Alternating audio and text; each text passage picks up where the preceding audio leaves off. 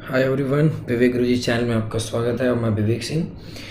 और आज हम बात करेंगे द हिंदू न्यूज़पेपर का 24 अप्रैल 2020। आज जो है पीआरआई डे भी है, पंचायती राज इंस्टीट्यूशन डे भी, क्योंकि आज ही के दिन आपके इंडिया में पंचायत राज को क्या किया गया था, इंट्रोड्यूस किया गया था। तो that's why 24 April is also celebrated for Panchayati Raj दिवस या पंचायती राज डे जिसको बोलते हैं। तो 24 अप्रैल को एक इकोनॉमिक करंट अफेयर देखते हैं हम, and it is very important economic current affair. थोड़ा देखो क्या होगा कि जब भी आप ऑनलाइन ये वीडियो देखेंगे तो इसमें क्या होगा कि थोड़ा कंसंट्रेशन बनाना बड़ा मुश्किल होता है, क्योंकि हम 2 मिनट देखते हैं, 2 मिनट बाद इसको फिर क्या कर देते हैं, स्किप कर जाते हैं। फिर भी अगर आप ये चाहते हैं कि आपकी इकोनॉमिक्स थोड़ी अच्छी हो तो उसके लिए आपको ये अच्छे से पूरा प्रॉपर तरीके से समझना होगा, देखना पड़ेगा ध्यान से। तो ध्यान से देखो, अगर हम बात करते हैं तो आज 24 अप्रैल के द हिंदू न्यूज़पेपर में क्या है कि repo auction get poor response. ठीक है, अब देखो जब भी हम इकोनॉमिक्स पढ़ते हैं ना तो इकोनॉमिक्स में बड़ा टेक्निकल टर्म्स होते हैं। ठीक है, वो टेक्निकल टर्म्स हमें समझ नहीं आते हैं, तो पहले हम डिकोड कर लेते हैं, टेक्निकल चीज़ों को डिकोड करके तुम्हें समझा देते हैं इन वेरी सिंपल लैंग्वेज। तो सबसे पहले हम ये बात कर लेते हैं रेपो क्या होता है। ठीक है, इसमें बहुत सारे टेक्निकल टर्म यूज़ हुए हैं, जैसे बीच बीच में एक टर्म यूज़ हुआ है LTRO, उसके बारे में भी बताएंगे कि LTRO क्या होता है और एग्ज़ाम के पॉइंट ऑफ व्यू से ये कैसे इंपॉर्टेंट है। बाकी पहले ये बात करते हैं कि व्हाट इज़ रेपो। पहले इन जनरल टर्म में समझो कि रेपो का क्या मतलब है। ठीक है, जब भी हम बात करते हैं मॉनेटरी पॉलिसी की, मॉनेटरी पॉलिसी जो है रिज़र्व बैंक ऑफ इंडिया बनाती है, और उसमें जो है जो क्वांटिटिव टूल्स होता है, उस क्वांटिटिव टूल्स का एक टेक्निक है जिसको हम रेपो बोलते हैं।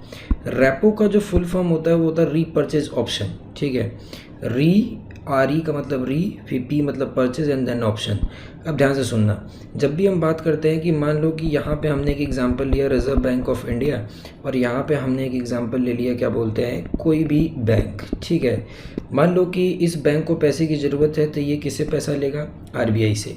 अब RBI इसको पैसा देगा, ठीक है ना, तो जब भी RBI इसको पैसा देगा तो ये एक इंटरेस्ट चार्ज करेगा, और इसी इंटरेस्ट को हम क्या कहते हैं, रेपो कहते हैं। रेपो जो रेट होता है, जिस रेपो रेट पे RBI अपने कॉमर्शियल बैंक को लोन देती है, वो हमेशा ही शॉर्ट टर्म होता है। ठीक है, हमेशा ही वो क्या होता है, शॉर्ट टर्म। ये बात आपको याद रखना है, शॉर्ट टर्म। ठीक है, जब भी हम रेपो रेट और बैंक रेट में डिफरेंस करते हैं तो उसमें यही डिफरेंस होता है कि जब RBI बैंकों को लॉन्ग टर्म इंटरेस्ट पर लोन देता है, क्या बोलते हैं कि इसको, बैंक को, तो उसको बैंक रेट कहते हैं। लेकिन जब वो शॉर्ट टर्म पे देता है तो उसको क्या कहते हैं, रेपो रेट कहते हैं। ठीक है, तो जब भी हम ये बात करेंगे तो ये तो हमने एक जनरल टर्म में आपको समझाया कि what do you mean by repo, कि रेपो रेट का क्या मतलब होता है। अब यहाँ पे हम पूरा टेक्निकली इन पूरी बातों को समझते हैं अच्छे तरीके से। ठीक है, ताकि जब भी आप ये न्यूज़पेपर पढ़ने बैठें तो आपको ये क्लियर हो, क्योंकि जनरली बार बार मुझसे लड़के ये पूछते हैं कि हमें न्यूज़पेपर पढ़ना है, हमको आप बताओ कैसे पढ़ना है। हम जब उसको पढ़ने बैठते हैं तो हमें कुछ समझ में नहीं आता है। अब यहीं से मैं थोड़ी सी स्टार्टिंग करता हूँ, आपको बताता हूँ कि यहाँ से कैसे आप न्यूज़ कलेक्ट करोगे।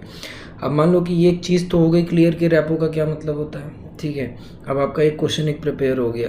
अब ध्यान से सुनो, यहाँ पे क्या लिखता है कि रेपो ऑक्शन, ऑक्शन का मतलब होता है बोली लगाना। Auction is a word which means बोली लगाना। बिड का मतलब भी बोली लगाना होता है। कभी कभी बीच में पढ़ोगे तो देखो यहाँ पे बिड वर्ड यूज़ हुआ है, यहाँ पे ऑक्शन वर्ड यूज़ हुआ है। तो ऑक्शन का मतलब क्या होता है, बोली लगाना, और बिड का मतलब भी होता है क्या है, बोली लगाना। तो repo auction get poor response. अब देखो पहले ये समझो, इसमें जो टेक्निकल टर्म यूज़ हुआ है, जिस टेक्निकल टर्म का नाम है LTRO, ये क्या है। ठीक है, LTRO वर्सेस LAF, इन दोनों टेक्निकल टर्म्स में क्या डिफरेंस है, कि जो ये LTRO है और जो LAF है, इन दोनों में बेसिक डिफरेंस क्या है। ये भी एक बहुत इंपॉर्टेंट क्वेश्चन है, LTRO और LAF भी बहुत इंपॉर्टेंट क्वेश्चन है। तो इसको आप नोट करते रहना सारी चीज़ों को, ताकि हम जैसे जैसे ये लेक्चर आगे बढ़ता जाएगा वैसे वैसे हम एक्सप्लेन करते जाएंगे। और पेशेंस बना के रखो, ये नहीं कि स्टार्ट किया तुरंत बंद कर दिया, क्योंकि जब तक पूरा नहीं देखोगे इसको तब तक ये पूरी बात समझ में नहीं आएगी। रेपो क्लियर होना चाहिए in very simple and in very rural term. I explain it कि व्हाट इज़ रेपो। अब देखो, हमने क्या बताया कि रेपो का सिंपल सा मतलब ये होता है कि जब भी रिजर्व बैंक ऑफ इंडिया अपने कॉमर्शियल बैंक्स को लोन देती है और वो लोन देती है शॉर्ट टर्म के लिए, तो उसको रेपो रेट कहते हैं, ठीक है ना। उसी रेपो रेट पे वो उनको इंटरेस्ट देती है। लेकिन हाल ही फिलहाल में रिजर्व बैंक ने एक नई टेक्निक अपने मॉनेटरी पॉलिसी में ऐड की, और वो नई टेक्निक क्या है? LTRO। LTRO का मतलब है कि जब भी हम LTRO की बात करेंगे तो LTRO का मतलब है long term repo operation. Long term repo operation. अब इस लॉन्ग टर्म रेपो ऑपरेशन में क्या होता है कि जैसे RBI will conduct term repo of 1 year and 3 year tenure of appropriate size for up to a total amount of rupees 1 lakh crore at the policy rate। कि इसका मतलब ये हुआ कि जो भी रेपो रेट चल रहा है उस रेपो रेट पर रिजर्व बैंक ऑफ इंडिया अपने कॉमर्शियल्स बैंकों को, मतलब अपने बैंकों को क्या करेगी कि 1 से 3 साल तक के लिए जो है लोन प्रोवाइड करेगी, और अप टू का मतलब कहाँ तक?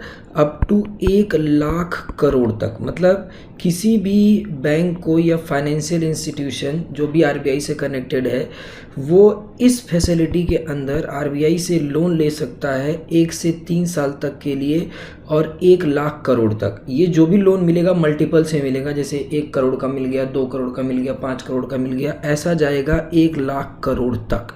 और जो ब्याज दर होगी वो क्या होगी? रेपो रेट पे, ठीक है। ये LTRO का मतलब है, ठीक है।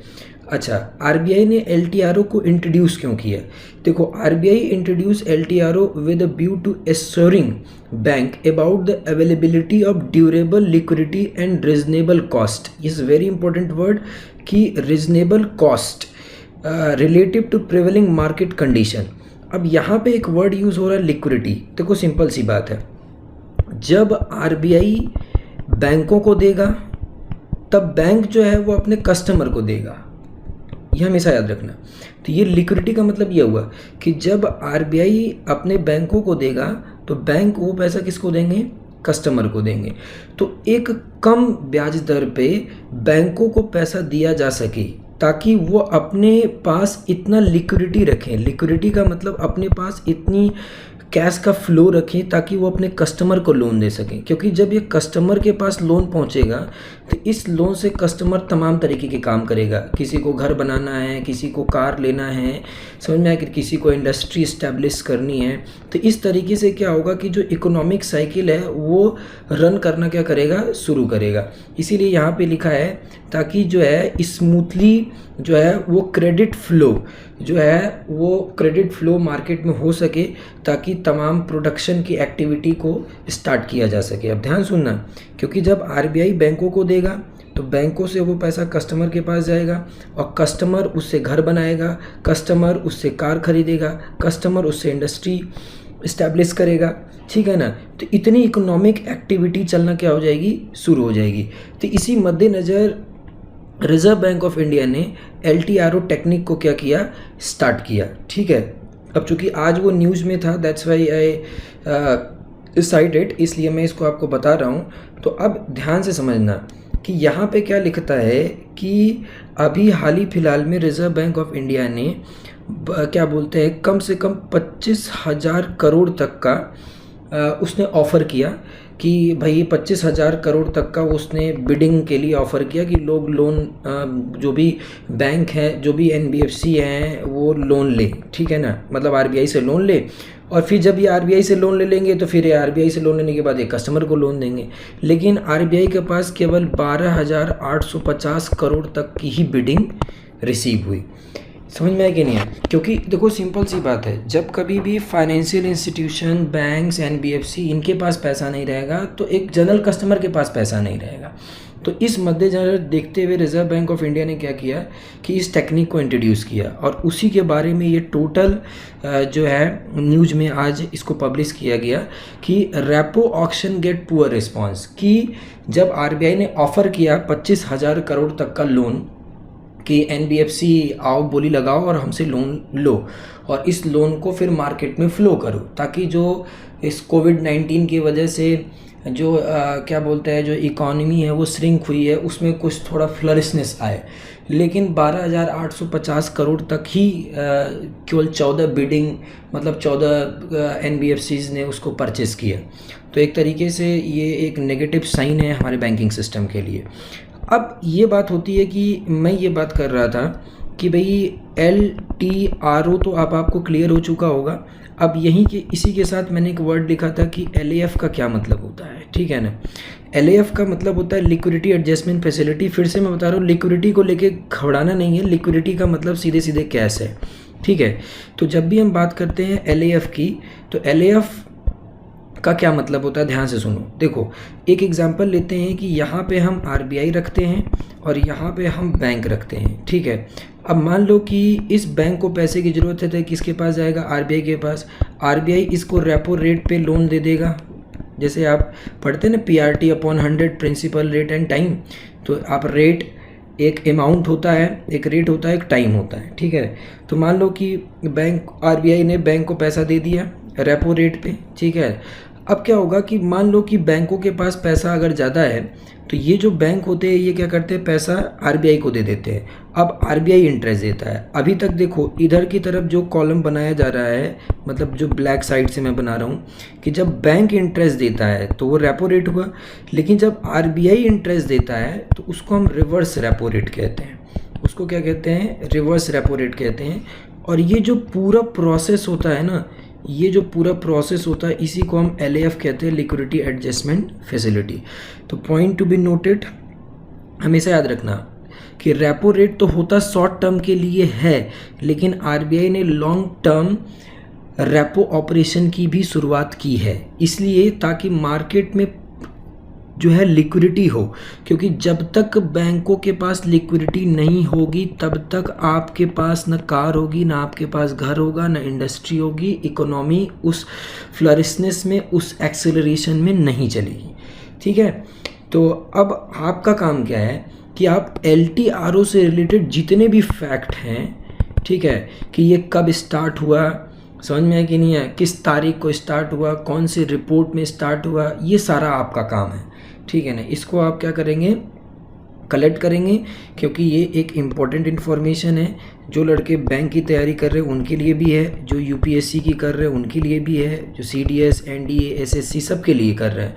फ़र्क इतना होगा कि जब आप UPSC का पेपर देंगे तो जितनी मैं बातें एक्सप्लेन कर रहा हूँ उसको टेक्निकली पूछा जाएगा, और अगर आप जब बैंक और SSC का पेपर देंगे तो वहाँ पे LTRO का फुल फॉर्म पूछ लिया जाएगा, LAF का फुल फॉर्म पूछ लिया जाएगा, रेपो का फुल फॉर्म पूछ लिया जाएगा। तो दैट्स वाई। तो thanks for watching me, Vivek Guruji, bye bye.